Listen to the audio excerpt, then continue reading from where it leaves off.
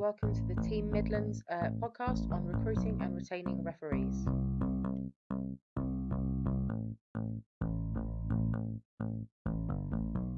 So the start of this year, we ran a couple of volunteer workshops looking generally at how you recruit and retain volunteers. And following on from that, what we're looking to do now is to sort of break it down into more specifics and look at certain types of volunteer. So over the course of those resources, we'll look at coaches, match officials and off-field volunteers. And in this session, we're going to discuss match officials, referees. I'm Annie Coulson. I'm a club developer for Eastern Counties and East Midlands, and I'm joined by Claire Antcliffe and Owen Taylor. If you guys want to just give a brief introduction of what your roles are and all that kind of thing. We'll go ladies first rather than a free-for-all. Oh, thank you. I'm Claire Antcliffe. I'm a match official developer for England Rugby and have been for the past 4 years. All right, my name's Erin Taylor. I'm a match official developer and I'm also a member of the National League match official team, which is the group of match officials that cover and support a number of competitions throughout the country nationally. So National 1, National 2, Buck Super Rugby. We're involved in some of the professional competitions like the Allianz Premier 15s and the RFU Championship as well. So excellent, a proper resident expert. Something like that. So the idea behind this session is really just to look at how you can recruit and retain match officials, both as a club and as a society. And I thought that the best place to start might be just to look at what the difference is between a club referee and a society referee, and why it is beneficial for clubs to have referees. I think that's something that we often overlook and just leave to societies to deal with. So I think that's probably a good starting point. And I am going to go free for all from here on out. So yeah, I mean, for me, the whole thing about having officials within your club, it just allows, we use the sort of phrase more people, more rugby more often. And in my opinion, having club referees and a really good cohort of people within the club that can facilitate games, it allows exactly that. It allows more people within the club to play more games of rugby on a more regular basis. And it just allows the club really, in my opinion, just to be more self-sustainable. You're controlling the controllables. You're not looking at an outside source. I mean, perfect example of some of the stuff this year where teams are getting back off the ground post-COVID and they're spending lots of time, lots of energy, and that's fantastic. And then actually it maybe comes to the Thursday night and we're going, oh, we don't have a referee. We don't have anybody to do this. So we kind of get right to the end of the process and we're thinking, oh, actually this game might not get played because of something that maybe we don't think is in our control as a club. So yeah, I mean, certainly from my perspective and from my experience, the clubs that have got a good cohort and a good core of facilitators or club match officials, they're so self-sustainable. They're able to do so much in terms of running their own events, looking after their own fixtures, whether that be on a Saturday or a Sunday. It just allows that self-sustainability, which can only be a positive thing in clubland, really. Absolutely. I agree with that completely. I think why sort of leave, one of the most important things to chance when you've spent so much time and energy recruiting and retaining your players and having that team and having a coach to make sure that they're safe and that they're the best that they can be.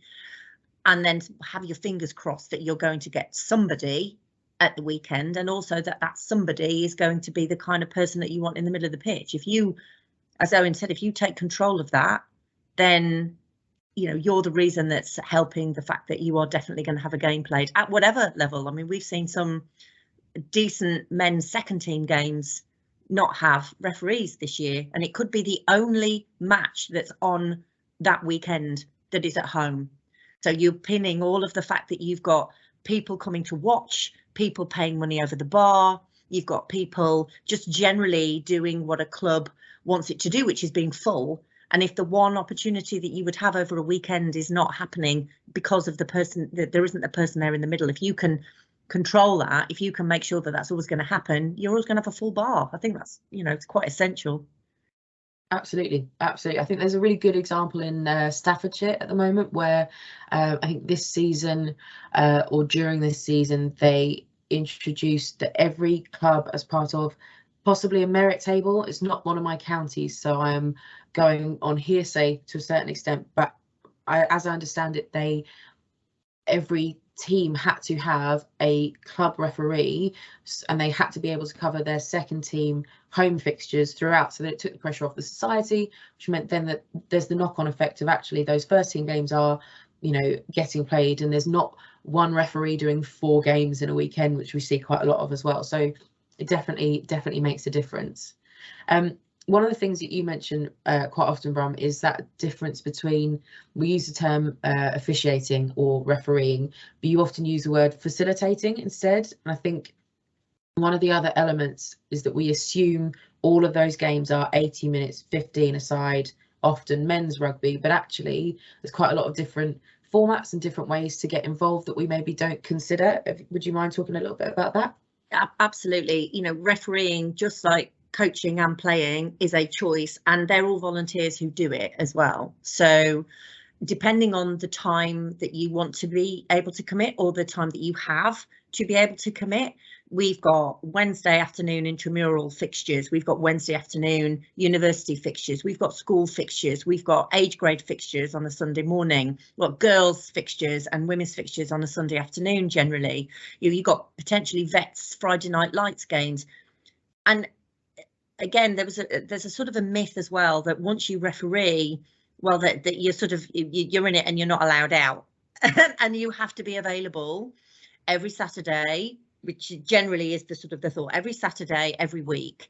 And actually you can determine when you're available. We would rather have 1,000 people available once every couple of months than 10 people who are available every day, because the maths just doesn't work when you've only got 10 people who are available every day.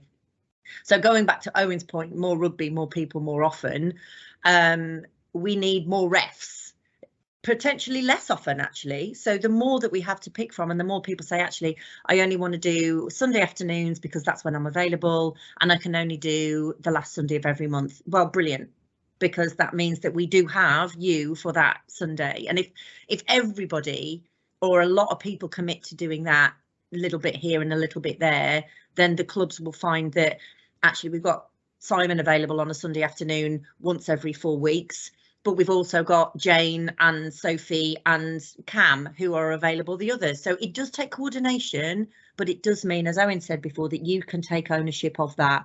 And it comes back to that choice, and it comes back to wanting to facilitate and enable a game to happen whenever you take to the pitch, because that's the role of every sort of referee and official out there. We're enabling, we're facilitating, we're adding value to everybody's experience, including ours, on the pitch. Absolutely.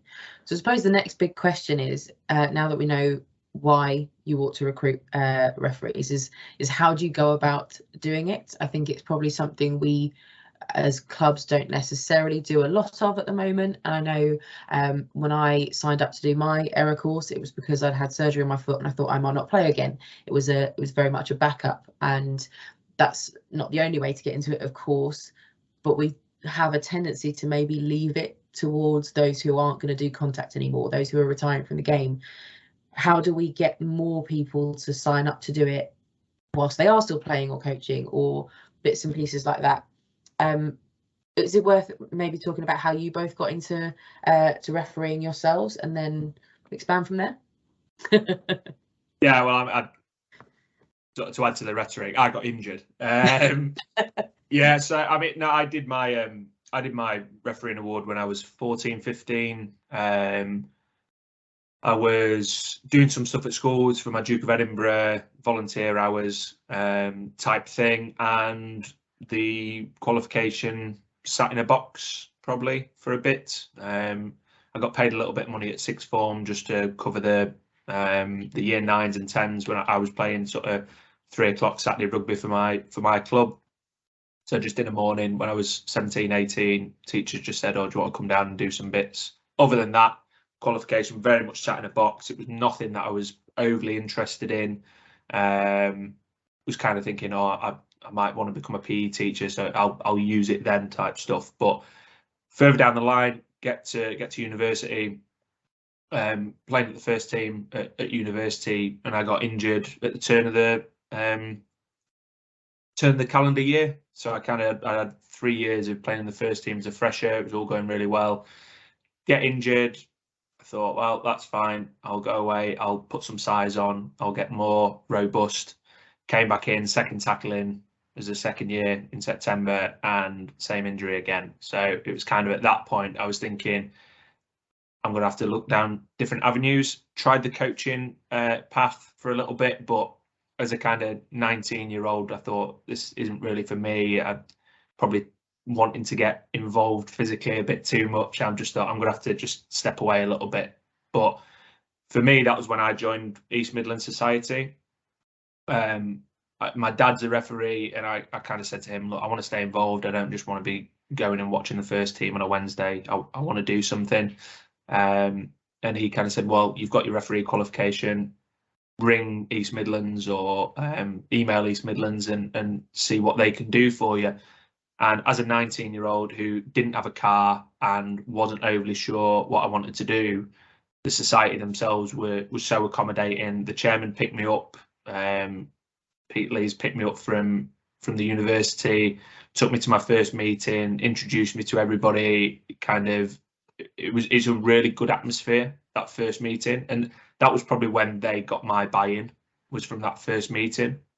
And I think that's the important thing for any kind of volunteering, is being able to get the buy-in of your volunteers. You want them to give the time, give that energy to whatever venture you're looking to do.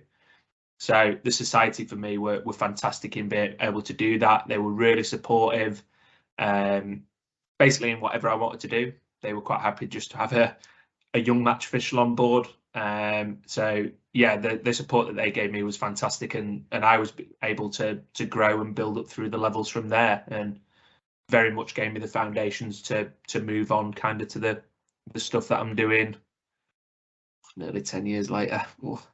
Yeah. Well, not look at the times. Yeah. Ignore the dates. It's fine. I think it's really interesting how much of that mirrors how people get into playing as well. Like a lot of the things that you said there, you also hear from players. My dad was a referee, or I'm at the same club my dad was at, is often something that you hear from players. It's interesting how much of that is similar that maybe we don't consider when we're looking at referees and things like that. Claire, you got into it a little bit later when you did your course and have a slightly different view on refereeing, perhaps.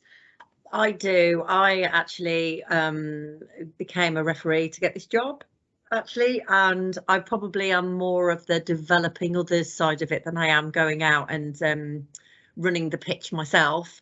But I think, the refereeing that I have done, it is amazing to see the difference that you can make and the impact if you're passionate to want to, again, going back to this enabling and facilitating, if you're passionate to see a game of rugby played and for people to go out and have an amazing time, you can really be a part of that being on the pitch.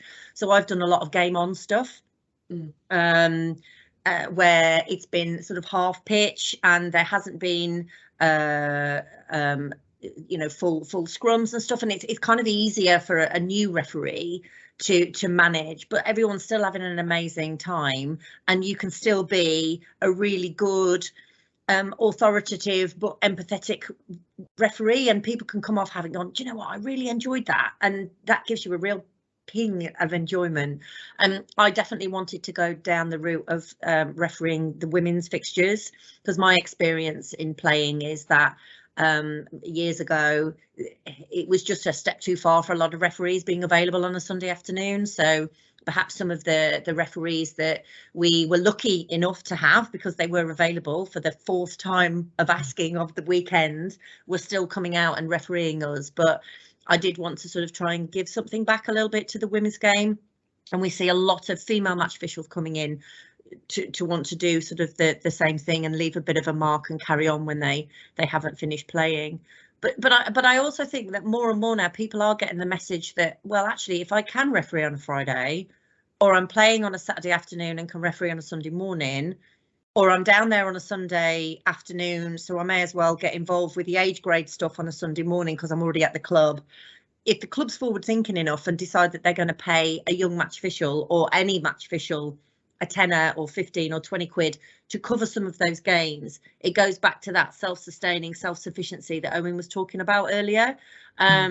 You're investing in your volunteers. If they're young match officials, you're investing in the future of them as players and as people, which is essential.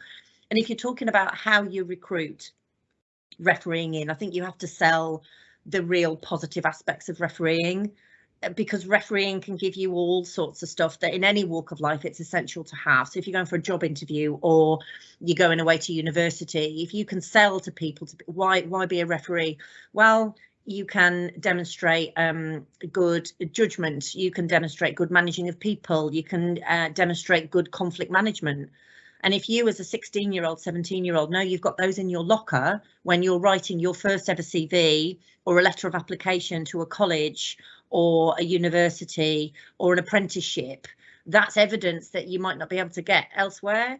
And being a referee gives you self-confidence, it keeps you fit, it keeps you being an athlete and seeing the game from a different perspective to enhance your game playing as well. So there's all sorts of ways, if you want to recruit referees at any level and at any age, you can really be selling the benefits. I think that's one thing that we're definitely locking in on at the moment.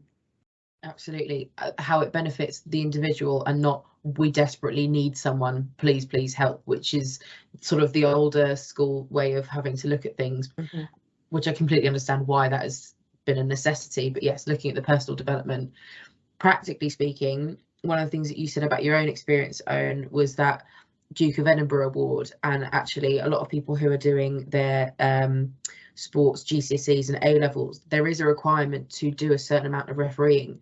And I know I met someone on an era recently who was doing her sports GCSE, and the only reason she was doing her refereeing for rugby was because the alternative that the school provided her was table tennis, I think, or something like that, which would have been easier to do, but also in her eyes not that interesting perhaps. So she went for a hobby she was already interested in. So I think there's something to be said for looking at where there is a requirement to meet something like that, and looking at how you then provide an opportunity, almost like work experience, isn't it? And how do you capitalize on the people that are already going to be down at the club doing things, especially those YMOs or parents and people who are there maybe early because their siblings are doing something, or because they've got 3 kids playing in 3 different age groups throughout the day that might want to get involved. So it's probably a good way to start out. In terms of how do you make them stay in refereeing, I think we've touched upon it a little bit already, and the thing that strikes me the most is that social aspect, because the perception of refereeing is fairly solitary, potentially a bit lonely. You're used to, as a player or a coach or a volunteer, turning up with a squad of people and being involved. I think there's an element of worrying about suddenly having to do those things on your own. Have you got any good examples of clubs or societies who really involve their referees and make them, make that social aspect stand out, Owen?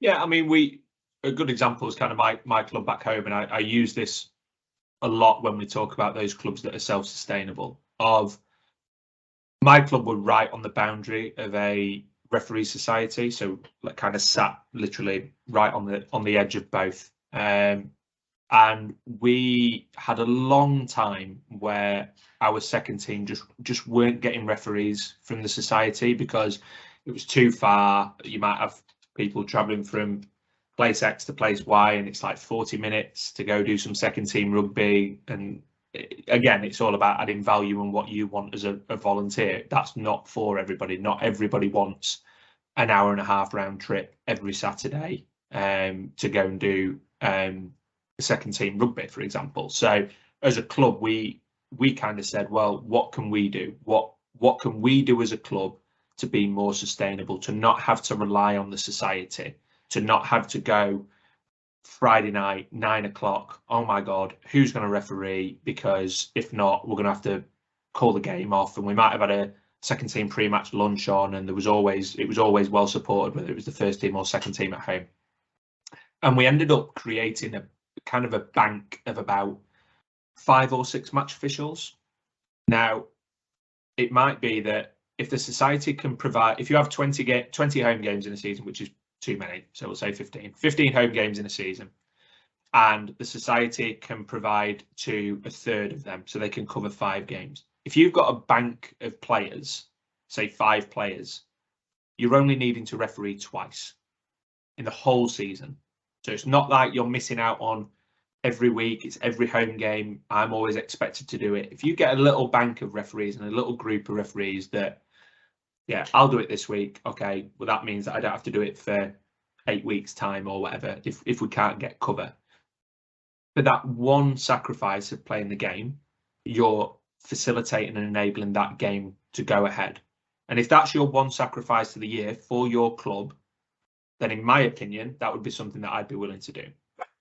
And it's starting to happen across clubs now. There are clubs starting to go, you know what, the big clubs that have maybe got 4 or 5 teams on a Saturday, that they know that they're a taker from the society.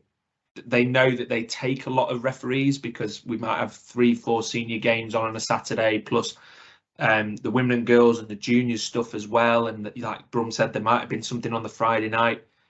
And I think those clubs are starting to become self-aware around this as well, in going that we are takers and we have to do more as clubs to be more self-sufficient. And it's not too much for clubs to do that. And if it's done in the right way, where these volunteers, which is what they are, they're not getting paid. They might get a bit of beer money, or they might get a little bit of fuel money, but they're not salaried employees of the club. If that is your contribution as a referee, why would you not look after that volunteer the same way that you would the person that's behind the bar, the steward behind the bar, the person that's collecting the glasses, things like that? Why would we not want to look after that volunteer in the same way and keep them coming back every week? And I think as well, just picking up on Owen's point about that bank of people, if you have a bank of people, they are their own support network group. So it is a social activity. You know, they will then probably have a little WhatsApp group where they're just, you know, and then there's the banter, and then there's a few, you know, gifts and stuff flying around, as well as, oh, I had this situation today. Remind me of the law here. So you can create, especially if the pandemic's given us anything, it's given us this, hasn't it? This connection across. I mean, Annie, you're in Eastern Counties, Owen's up in nearly Yorkshire, and I'm in Staffordshire, and we're able to just have a bit of a chinwag about something that we're all passionate about. So there's never been a better time to have a social interaction, whatever that is, whatever you're looking for within your club, for the club to support their bank of referees, for the society to work with small groups of referees. You know, those that are successful will potentially set up a WhatsApp group for their young match officials, maybe set up a WhatsApp group for their new match officials, maybe set up a WhatsApp group for their female match officials, not to segregate, but so that they can all bring some sort of commonality of, as a female, this is what I experience. As a young person who can't drive to things because I don't have my license, or I've got to go with an adult, or all of this sort of stuff, I'm asking these questions to the same people. And as a new ref, I might want to be in a safe zone of going, I completely didn't know what I was doing in the line out, and oh yeah, neither did I, but this is, and there's that safe space. We've got all sorts of support networks, as I say, club, society, but we have, so from a female point of view specifically, we've got like a female Facebook group, which is for any female budding official or official out there to sort of join, and again to ask those questions in a safe space. And if people say, well, why do you do it separately? Well, it's because, well, actually, they have questions around facilities, you know, putting groups of officials together when you're the only female there. I needed to ask a question as a female referee of, how do I have an appropriate space for me to change that doesn't mean walking through the showers with a load of blokes? So you know, we have those spaces, and if we don't, it's very easy for a club or a society or a CB to create one. And as we've said, in order to invest in the people who are making your games happen as a club, you need to look at how best you're able to do that, whether it's, you know, giving them a little bit of beer money or a little bit of travel money or a little bit of pocket money if they're young match officials, whether it's giving them some stash, whether it's just treating them with that little bit of elevation. Do they get a little space somewhere on a morning so that they can go and have a catch up together? There are very different ways that clubs are inventive for all sorts of avenues. And I think that there's massive amounts of opportunities and untapped ways that clubs can perhaps have a look at these very important people. How can we invest in them so that people want to be a part of it and then want to stay a part of it as well? Absolutely.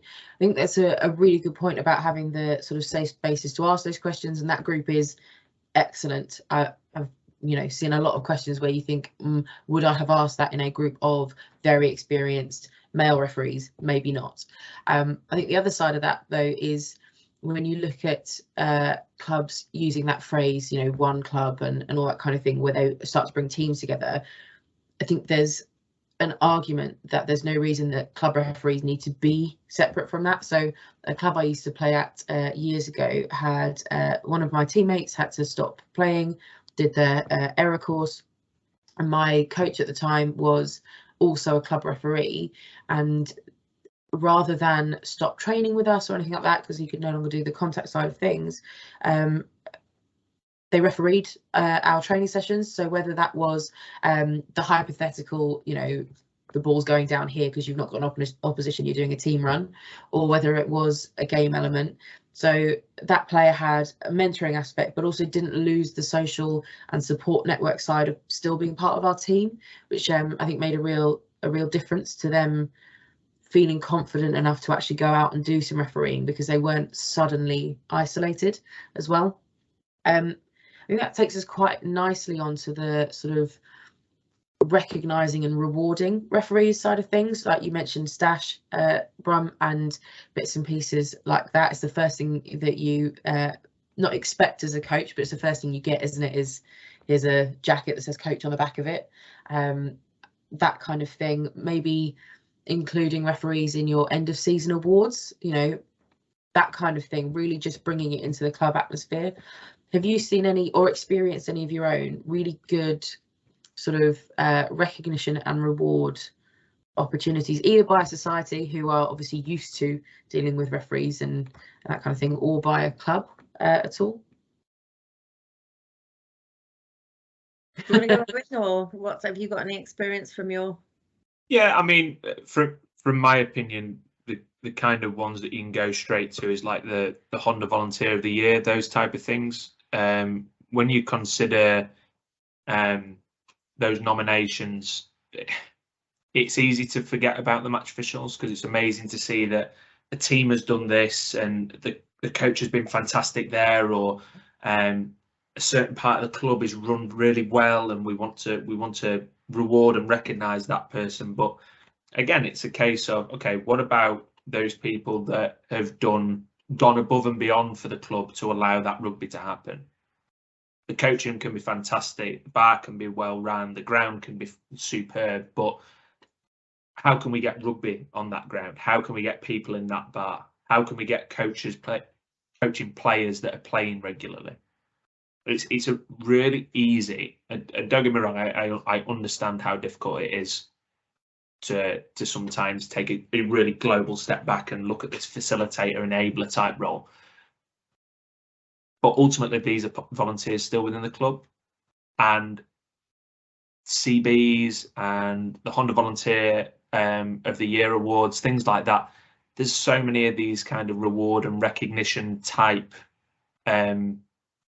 opportunities about. It's just being able to extrapolate what is a volunteer to you as a club and putting match officials at the heart of those kind of considerations is really important, and also super easy. Like, let's be honest, because the structure is there to nominate these people. the kind of foundations are there to want to reward and recognise these people. You don't all of a sudden need to create a club referee of the year award and have a big sit down meal to do this stuff. It's just a case of, what are you doing already? What potentially can you do, and how can you bring those two things together? Absolutely. Go on, Claire. I think the first thing that any club can do is to appreciate. I think if you ask Owen from a referee point of view, if I know I'm going to a club and they're going to appreciate me being there, first off, I don't necessarily need that reward and recognition, because that's sort of something that's sort of after the fact. Some of the conversations I've had with some referees, where they know the clubs that they enjoy and they look forward to going to. They're the clubs that go, oh, Fiona's coming down this week. I know that she really likes chocolate, so we're going to have a couple of chocolate bars in the changing room. She doesn't like coffee, she drinks green tea, so we're going to make sure that there's a green tea ready for her, and there's a couple of bottles of Lucozade and a bottle of water in the changing room. We've got her a separate space. We don't have a specific changing room for females, but we've got something sorted for her to make sure that she knows that we appreciate that she is coming in to referee us. And then at the end, whatever's happened, we know that she hasn't come here to annoy one team or the other. She's come here to do her very best to make sure that the game is played in the spirit in which everybody wants it to be. And at the end, the first thing we're going to do is all of us going to say, oh, cheers, ref. That was really great. We really enjoyed you being here. Make sure that you go into the bar at the end, because we've got your favourite gin and tonic available. If you know that you're going to have that as a referee, it makes going to a club that isn't yours a lot more manageable, a lot more enjoyable, something that you can look forward to doing. And I don't know whether clubs are aware of this. I don't know whether this is the right thing to say, but referees... I'll edit it out. Well, yeah, I mean, do. But from a society point of view, a referee can look at a fixture and go, decline? They can decline fixtures. That's right, isn't it, Erin? Yeah. Yeah, so I mean, it's not a great thing to do, but if you are a club that doesn't really give anything to a referee, and they've travelled an hour to be there, and they've potentially made sure that they've got childcare so that they can go and referee that game, or they've decided that they're going to decline an offer to go and do something that's a family commitment on that afternoon, or they've changed their shift like players do and coaches do, a referee has the choice to go, do you know what, it's just not worth it.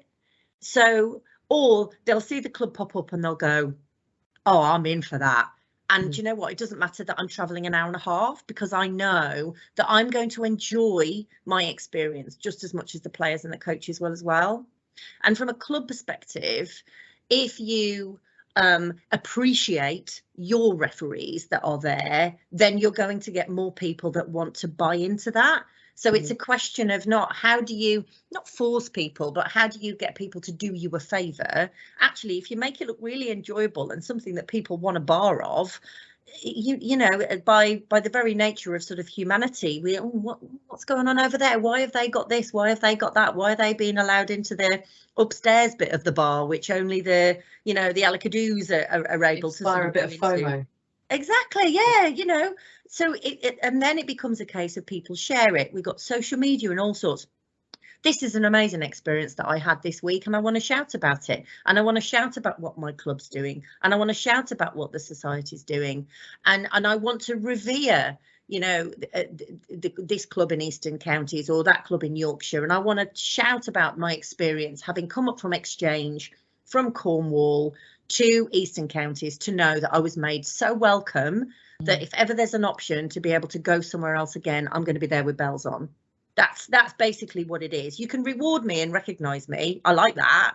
But you know what? Just make my experience just as enjoyable as you want to make the players' experience, and then I'll come back.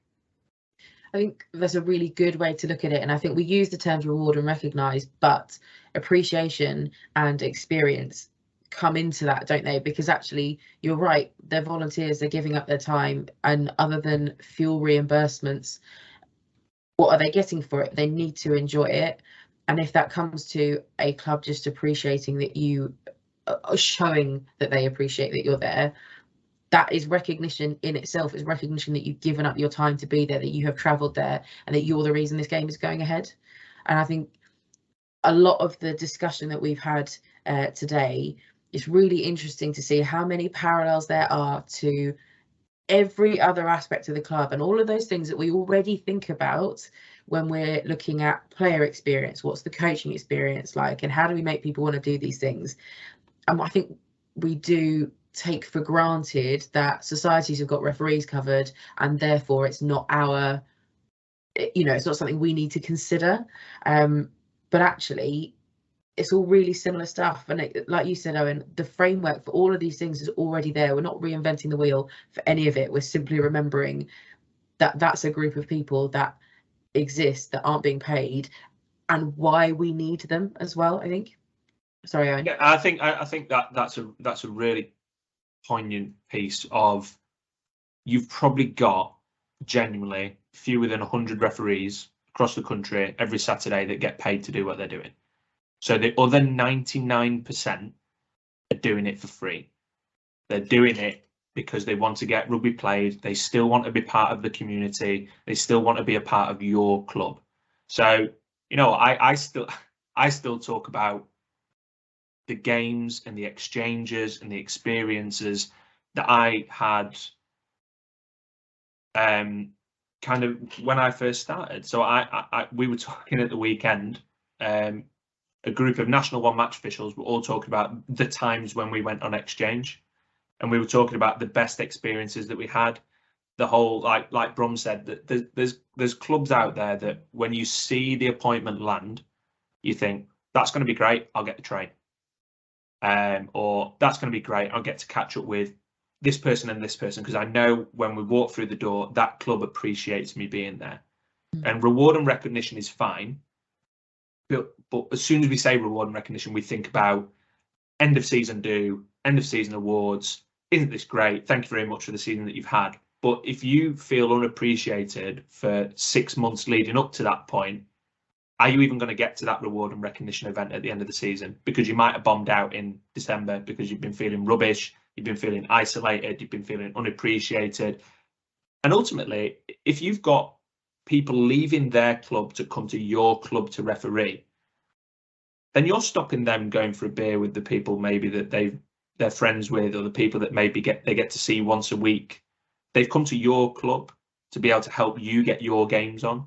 So we've got to, and it's not a secret that match official abuse has been on the rise this season. And I know that's an awful thing to say, and we don't want that, but a lot of it's about mindset change, I think. And a lot of it is about being able to understand that this volunteer is doing the best they can. And you never know when the referee on the pitch that is their Everest. That the game that they're at, that might be the biggest game that they've ever done. It might be a second team game, but that might be a lower level referee that's starting to climb the ranks, and they know that that's a prestigious game, or they know that that's a local derby, or they know that that's a top of the table clash. And that might be that referee's biggest game. They are not trying to ruin it. They are not trying to be inaccurate. They are not trying to be overly officious so nobody's having a great day. In rugby, we're privileged to have a community of people that are like-minded. Again, coming back to that, more people, more rugby, more often. And that ultimately, we have a group of volunteers that are wanting exactly that, because they wouldn't do it. The referees wouldn't. Trust me, there's times when refereeing, I think this is not worth it because of the experience I've had, where you come off Saturday evening, you're sat at home, you've just run 8.5K, and you've had your ears chewed off by players and coaches, and you just think, I could just make myself unavailable for the rest of the season now. And it happens. It does happen. And no, all jokes aside, that it happens more regularly than you'd think. So that's again coming back to that appreciation piece. How can we make these volunteers feel that you want them there? And it's certainly, if they're your club's officials, then there's not really too much of an excuse to want to look after those people. Absolutely. So I think the only other thing to look at is how can clubs signpost people to get into refereeing? So if they're looking to recruit people that aren't already qualified or who are maybe interested in getting started, what are the options in terms of courses? What do they need? And how can they find their society and go about joining those? And what I will do when we circulate this is I will put together a PDF which will have links to all of these as well, but just a really brief overview of actually what is available. I don't know who wants to take that. I mean, ultimately, we've got like a plethora of courses. You've got elements that start to come in around refereeing from CPD, so kids first touch, kids first contact, those things. There are refereeing elements within that. Around refereeing specific, we've kind of got two major pieces at the minute, Brum. One being the introduction to refereeing, which is something new to this season, and then a couple of times that you've talked about, Annie, the ERA, which is our England Rugby Refereeing Award. Yeah, from a signposting perspective, we have our course windows the same as we would with the ERCAs and the coaching awards, things like that. So they'll be opening in the summer for the England Rugby Refereeing Award to do day one in October, November. We have a big piece in the middle where we want you to go out and officiate. We want you to engage with your clubs, network with other officials, things like that. And then we see you at the end of the season and we see that longitudinal journey. The RFU are there to support everything you do in that space. I mean, Brum can kind of go into the specifics of that and what that looks like, but we are here to support you along your journey. You're not just going to be left out in the cold and we'll see you at the end of the season type thing. Yeah, definitely. I mean, I did my course about 4 years ago now, and it was day one. I've got to take down notes. I've got to learn practical. I've got to look at a presentation. I've got to go out and officiate. Then 3 weeks later, I come back and do day two. I've got to do the same thing again. I've got to remember everything. And then I am a fully fledged referee, and that's it. Now, as Owen has said, you do your day one, which we get you through all of the competencies required so that you can go out and start officiating immediately, should you wish. The touch points are your local society, who will support. We have our on-demand webinar. So all of these notes I said I was taking on a Sunday, going, oh my God, I've got to go out and officiate in a bit and do practical. And now I've got to take notes about advantage and materiality. You know, my mind's going absolutely crazy. None of that now. We've got an on-demand webinar that drops beginning of January. You can keep it. You can play it as often as you like. You can take notes. You can go back to it. They're always available. We've got one January, February, March and April. We also have coffee and catch-up networking sessions, which are completely optional. They're not mandatory at all, but what a great opportunity for you to be sharing your journey with other people who are locally going through the same journey at the same time that you are. And to review the on-demand webinar and go, do you know what, I've got a few questions. Oh, have you? Well, I'll tell you what, you can come onto our live online hour once a month to just check in to see what other people are doing, share experiences and talk about the webinar that's just happened. And then we see you in day two, and it's kind of a formality really to just make sure that you see us again. We sign you off on all the competencies that are left. You can ask us a few questions. And the transitional rate, we're already seeing anecdotally, the transitional rate from course candidate to actual referee out there doing it, whether it's club, I love the term that Owen uses, that what's your Everest?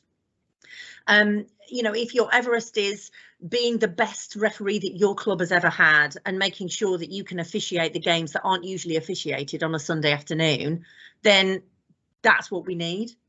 And those transition rates from course to joining a society as well, to do whatever it is that you want to do. They're not there to ping you all around the county every single weekend if that's not what you want.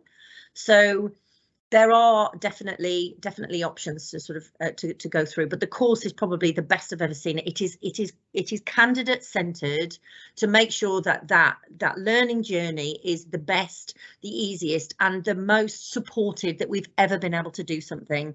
And there are touch points for you to be able to do things as and when. And I'm going to have to go, but the one thing that I did want to just finish on from my point of view is we're all people. You know, Owen has his life behind refereeing. I have my life behind refereeing. You don't know what that referee has as a life, behind the reason that they're there and what they've had to juggle in order to get to that point. We want to invest in people to make sure that they keep coming back